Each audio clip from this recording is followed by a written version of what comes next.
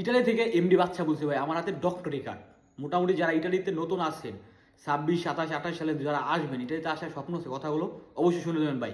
বা এটার ডক্টরি কার্ড যারা ইটালিতে আসার পরে মোটামুটি ফিঙ্গার দেওয়ার পরে তাদের ভাই ডক্টরি কার্ড হয়।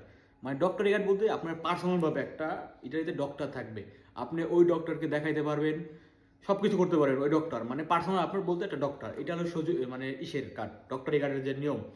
তারপরে ভাই আপনি ডক্টরি কার্ড দিয়ে আপনি কন্ট্যাক্ট করতে পারবেন। অনেক কলম মানে যারা সৌজন্য পায় না, যারা সাদা সৌজন্য পায় তারা কলম ডক্টরি কার্ড লাগে, বা রিসিপত দিয়ে কলম কন্ট্যাক্ট হয়, কাজের কন্ট্যাক্ট, আর এটা গুরুত্বপূর্ণ। তাই এই ডক্টরের ক্ষেত্রে কাগজের ক্ষেত্রে অনেক হয়, মানে এটা গুরুত্বপূর্ণ একটা জিনিস ভাই। যেমন আপনার এই ক্ষেত্রে মোটামুটি কি বলবো ভাই, সব ক্ষেত্রে ডক্টরি কার্ডটা লাগে।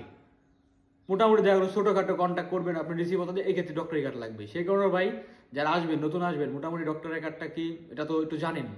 আর যারা মোটামুটি আসবেন ভাই আমাকে ফলো দেবেন, মোটামুটি এই ব্যাপারে একটু সাজেশন পাবেন। কারণ ভাই আমি যে সময় নতুন ঢুকছি, মোটামুটি আমি এই ব্যাপারে ওরকম কিছু জানি না।